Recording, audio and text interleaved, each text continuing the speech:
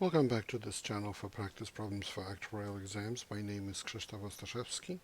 You can find information about me at smarturl.it/Jedi. My advice on how to pass actuarial exams is at smarturl.it/pass. This video channel is at smarturl.it/pass actuarial exams. Here you have information about online seminars and study manuals for exams P, FM, IFM, and LTAM that I offer. I direct the actuarial program at Illinois State University. You can find information about it at smarturl.it/actuary. If you would like to offer a tax-deductible donation to support our students, please go to smarturl.it/help-ISU actuary. Here's a problem for today for exam P on probability. A pharmaceutical company must decide how many experiments to run in order to maximize its profits. The company will receive a grant of $1 million if one or more of its experiments is successful. Each experiment costs $2,900. Each experiment has a 2% probability of success independent of the other experiments. All experiments are run simultaneously. Fixed expenses are $500,000. Ignore investment income. The company performs the number of experiments that maximizes the expected profit. Determine the company's expected profit before it starts the experiments. And here's the solution. So let us write n for the number of experiments performed. Note that while we do not know what n is, we know it is chosen to maximize the company's expected profit, so it is a fixed number. Let us write x for the number of experiments.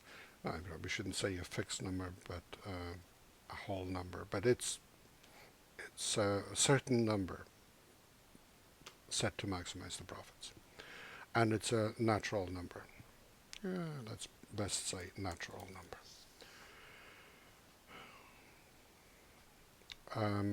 Let us write x for the number of experiments that result in a success.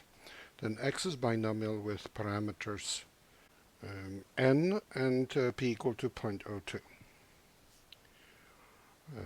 For a given value of x, the profit of the company is 0 minus 500,000 minus 2,900 n if x is 0 with probability 0.98 to the nth.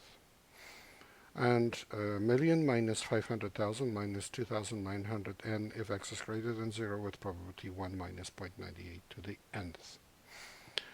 Therefore, the expected profit equals the expected value of minus 500,000 minus 2,900 n given that x is 0 times probability that x is 0, and the expected value of 500,000 minus 2,900 n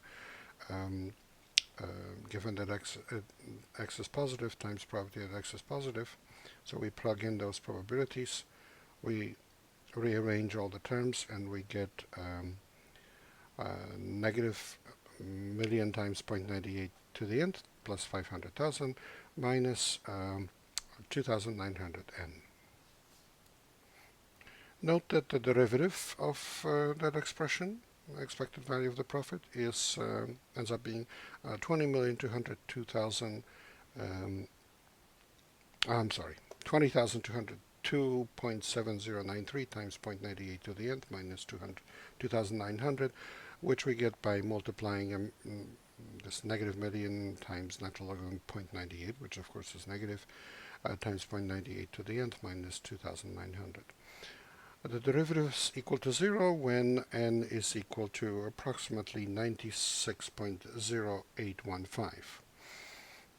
Note that as n increases, 0.98 decreases, so that for n less than this number, the derivative is positive, and for n greater than, the derivative is negative.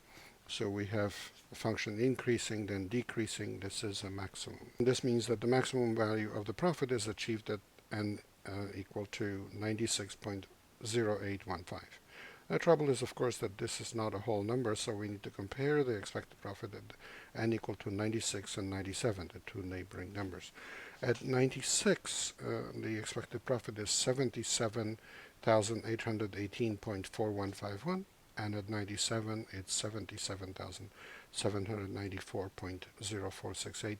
So the larger of the two is the maximum expected profit, 77,818.4151. That's answer A.